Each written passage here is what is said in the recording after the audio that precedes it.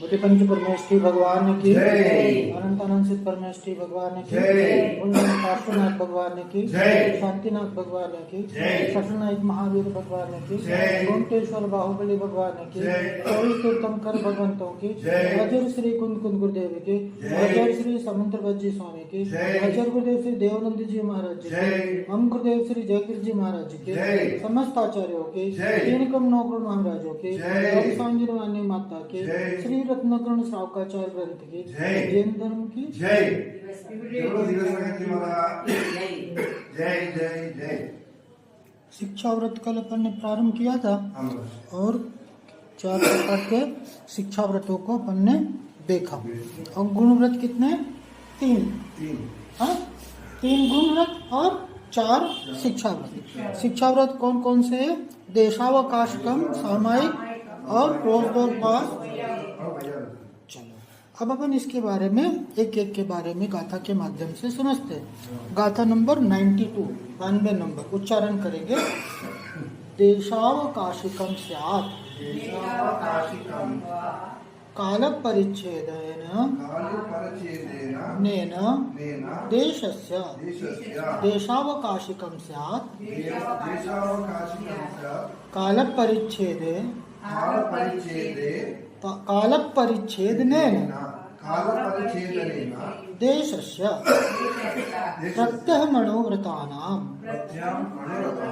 प्रतिसंहारो विशालस्य प्रत्यय मनोव्रतानां प्रतिसंहारो विशालस्य देशावकाशिकं स्यात् कालपरिच्छेदनेन देशस्य प्रत्यय मनोव्रतानां प्रतिसंहारो विशालस्य।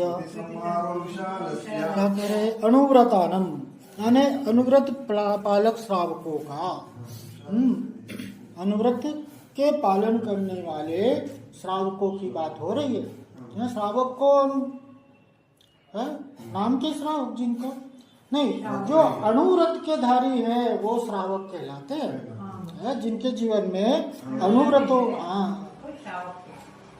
वो श्रावक, तो उनकी बात यहाँ पर हो रही है कि वह विशालस्य यानी दिग्व्रत में की हुई लंबी चौड़ी और क्या कह रहे? देशस्य क्षेत्र की मर्यादा का काल परिच्छेदनेन काल के विभाग से प्रत्यहम प्रतिदिन प्रतिसंहार अर्थात संकुचित करना, कम करना, उसमें और कमी लेकर के आना। अरे देशावकाशिकम वह देशावकाशिक व्रत होता है। क्या समझ में आ गई बात? अपन ने दिग्व्रत देखा था, दिग्व्रत दिग्व्रत और ये क्या है?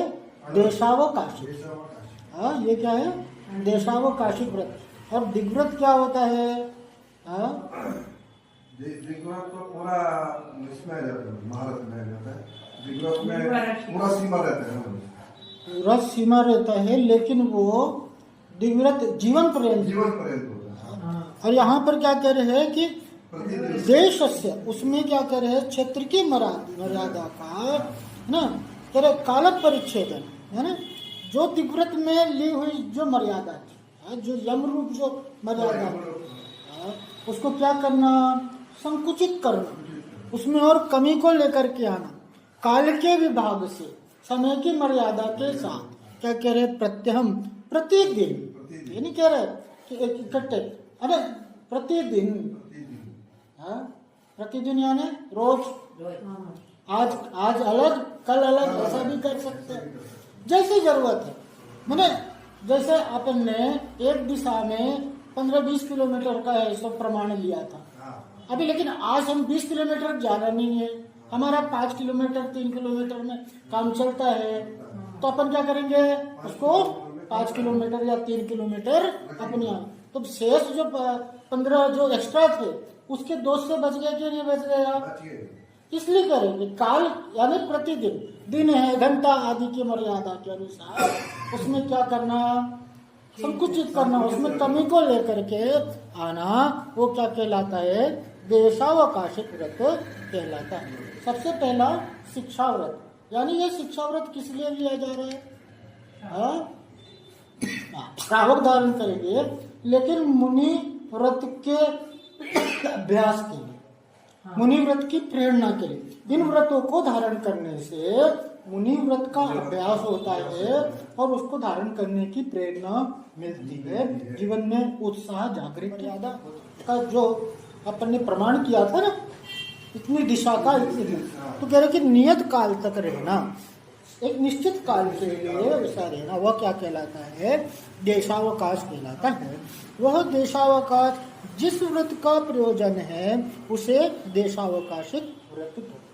मैंने देश का जो अवकाश लिया, देश का यानी सीमा लिया, देश आदि का, पहाड़ आदि का, नदी आदि का, ग्राम आदि का, ये जो परिमाण किया वो क्या कह रहे हैं कि इसमें जो यह देशावकाश जिस व्रत का प्रयोजन है, क्या है?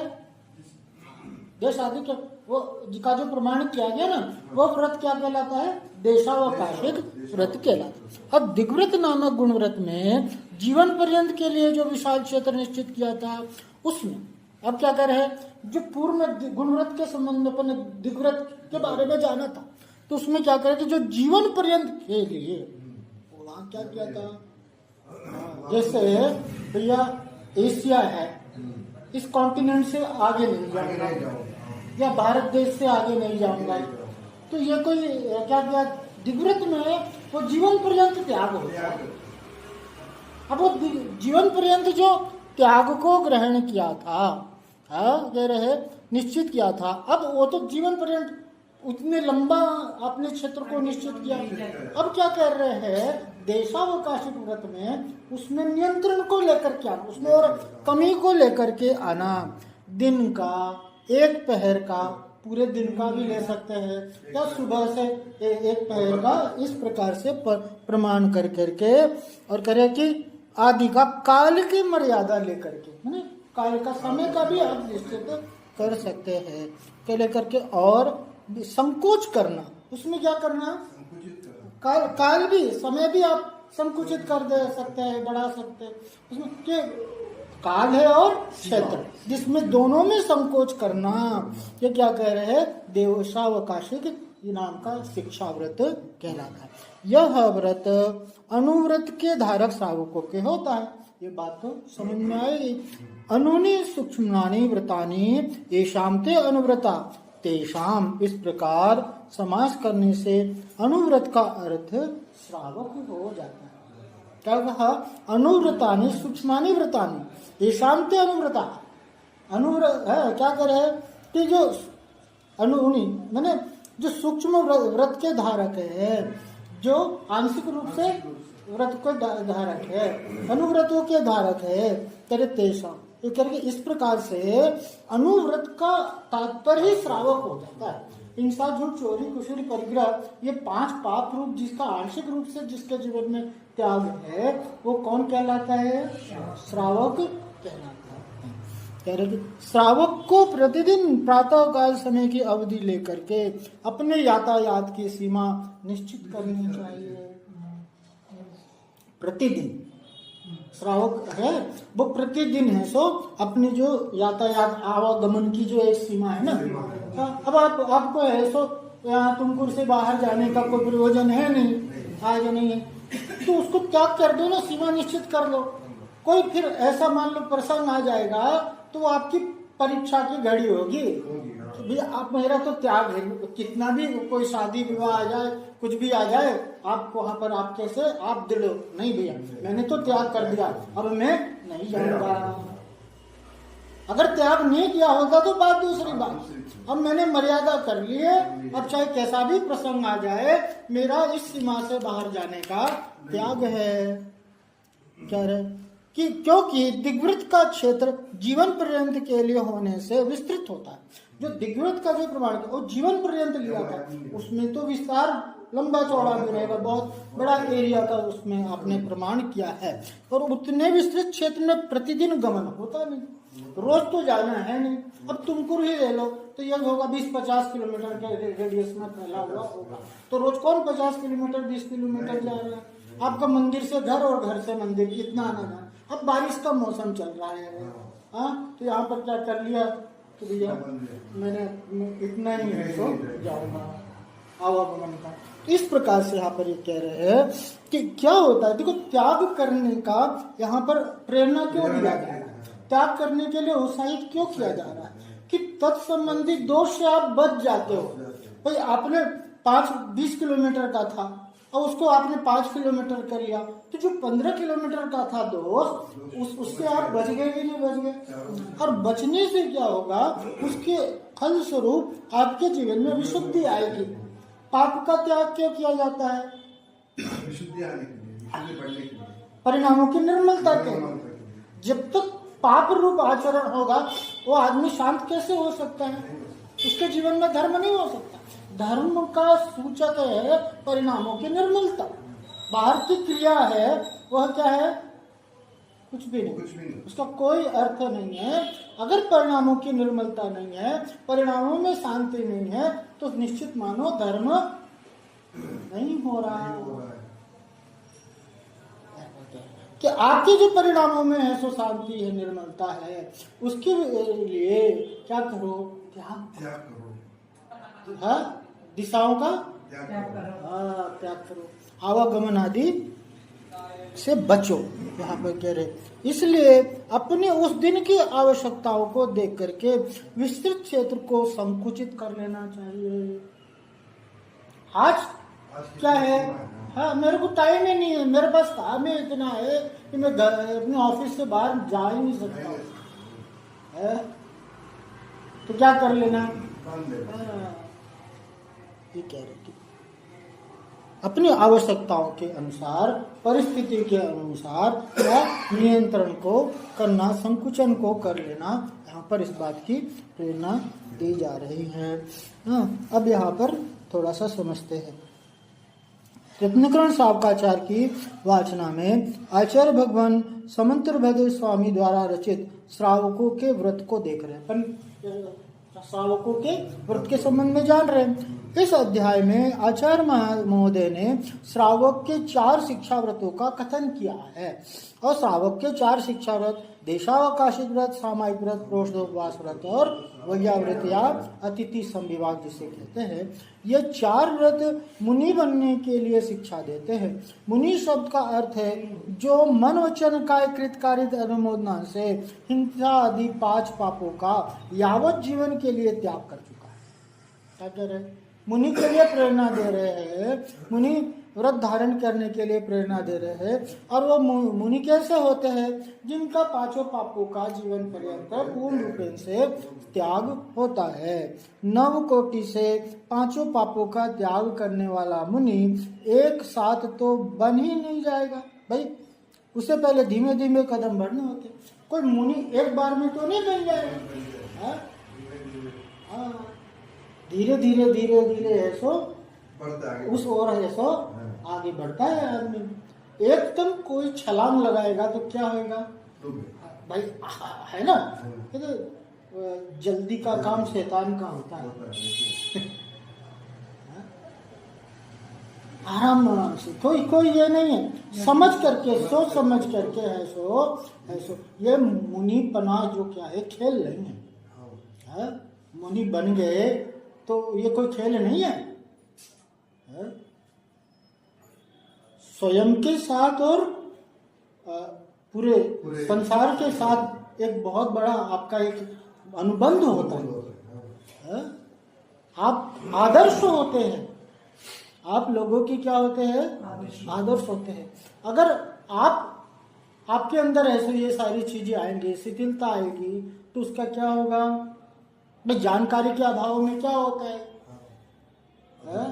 जानकारी नहीं किया, शक्ति आदि का परीक्षण नहीं किया, या किसी भी कारण से। अब आजकल देखो कैसे मुनि दीक्षाएं कई जगह होती है, सुबह से शाम में दीक्षा हो जाती है। अपने को दीक्षा बहुत बड़ी बात लगती है ना, या देखो खेल बना लिया लोगों ने। तो ऐसा काम नहीं करना अपने को, धीरे धीरे हाँ, सोच समझ करके है सो भाई अपनी शक्ति अनुसार अपने को परीक्षा करते हुए, क्योंकि एक बार नियम को धारण कर लिया, संयम को धारण कर लिया, तो फिर वहां पर क्या रह जाता है, फिर कोई दूसरा कोई इसका यहाँ पर कोई सब्स्टिट्यूट नहीं होता कि दूसरा ये पतली गली है इधर से निकल जाएंगे, नहीं। सम्यक दर्शन यहाँ चारित्राणी मोक्ष मार्ग, इसके अलावा दूसरा कोई उपाय है नहीं। यही है मोक्ष मार्ग। और जो इसके अलावा जो कुछ भी है वो क्या है, उन्मार्ग है। घूम फिर करके आओ, ये क्या है, ये सीधा रास्ता। और एक होता है थोड़ा भ्रमण करते हुए इधर उधर उधर कहाँ जाना, तो क्या मंजूर है। ऐसा यहाँ पर कह रहे कि भैया धीमे धीमे आराम आराम से सोच समझ करके सो कदम बढ़ाने होते। भाई अनुव्रत के लिए क्यों कहा, आप एयरपोर्ट जाते हो, एयरपोर्ट जाते हो तो एकदम से तो एयरपोर्ट नहीं पहुंच जाते हो। भाई आप ऑटो करते हो, टैक्सी करते हो, एकदम से प्लेन में तो नहीं बैठ जाते हो। पहले टैक्सी करते हो, ऑटो करते हो, फिर ऑटो से आप एयरपोर्ट तक पहुंचोगे, फिर वहां से आप ऐसो उसी प्रकार से आता है कि अनुव्रत को सर्वप्रथम धारण करो। कह रहे कि अब देखो ये व्रतों को धारण करने का यहाँ पर क्या कि जो परिणामों में विशुद्धि होती है, परिणामों में जो निर्मलता होती है, इन व्रतों के परिणाम से आती है। अपन रत्नग्रंथ सावकाचार्य ग्रंथ का स्वाध्याय कर रहे हैं और इसकी टीका की सदाशिव दास जी है। और सदाशिव दास जी के जीवन का प्रसंग है कि जो उनके मतलब राजा जिनके यहाँ काम करते थे, वो मुनिमी का काम करते थे, खाता वगैरह, तो वो क्या हुआ कि वो कहते उनको कि मैं आप लिए ऐसो आपकी तनख्वाह बढ़ाना चाहता हूँ, पर तनख्वाह आपकी ऐसो डबल कर दी जाएगी। और है सो कहा कि ऐसो आपको ऐसो तनख्वाह डबल कर देंगे। तो उन्होंने कहा कि सदाशिव दास जी कहते कि आप मेरी तनख्वाह डबल मत करो, मेरे को कोई जरूरत नहीं है। अगर आप मेरे काम से प्रसन्न हो, आप मेरे लिए तनख्वाह आदि को बढ़ाना चाहते हो, तो क्या करो कि मेरी जो काम करने की अवधि है ना 8 घंटे है, उसमें से 2 घंटे कम कर दो, मैं 6 घंटे ही काम करूंगा। देखो सामान्य आदमी जो होगा उसकी तनख्वाह अगर डबल कर दी जाए तो वो क्या कहेगा, अरे इससे बढ़िया और क्या बात है, शेर जी ऐसो डबल तनख्वाह कर दी, वो तो तुरंत स्वीकार करेगा। लेकिन देखो एक संयमी का है सो एक आध्यात्मिक व्यक्ति के जीवन का यहाँ पर कैसा उदाहरण अपने आता है कि भैया वो क्या कह रहे हैं कि मुझे तनख्वाह नहीं चाहिए, बल्कि आप तनख्वाह काटना चाहो तो तनख्वाह काट लो मेरी, लेकिन आप मेरी जो अवधि है ना उसे घटा करके है सो 6 घंटे कर दो। 2 घंटे अगर मुझे है सो मिल जाएंगे तो मैं है सो उसके माध्यम से स्वाध्याय करूंगा, धर्म ध्यान करूंगा। ये ज्ञानी के विचार ऐसे होते हैं, ये ज्ञानी की सोच ऐसे होती है कि उसके लिए धन संपत्ति आदि वैभव आदि का महत्व नहीं है, भोग सामग्री का उसके जीवन में कोई महत्व नहीं है, उसके लिए समय बहुमूल्य है, समय की उसके जीवन में कीमत है। इस समय का सदुपयोग करके वो अपने आत्म कल्याण में अग्रसर होना चाहता है। आज आप देखो जो संयमी होगा, जो सच्चा संयमी होगा, वो भीड़ भाड़ से बचा हुआ रहेगा, उसको भीड़ भाड़ नहीं सोचेगा।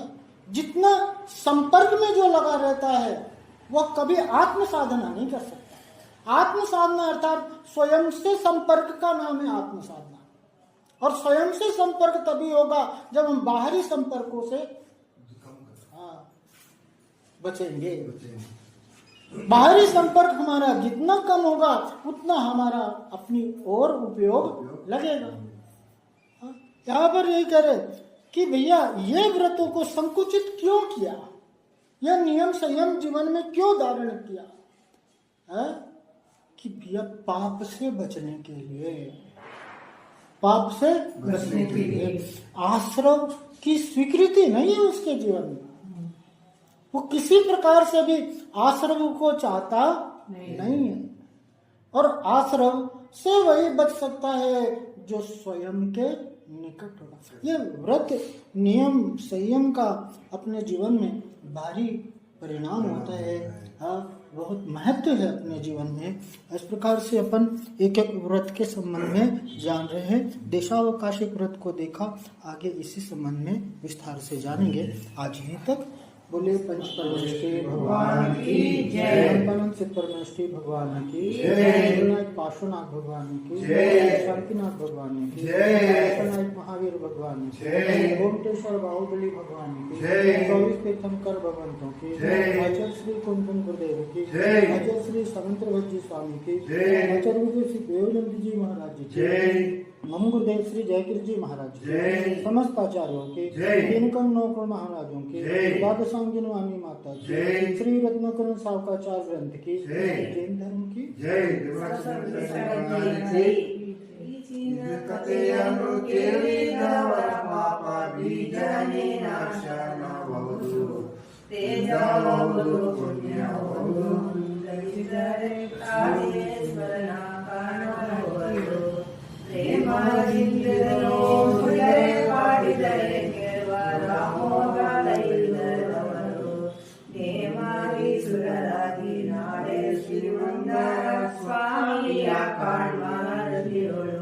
नमो अहंकारं नमो सीतानं नमो आर्यानं नमो वृक्षायानं नमो लोये जय बोलो द्वादशांग की माता की जय, बोलो विजय महाराज की जय, महाराज की जय।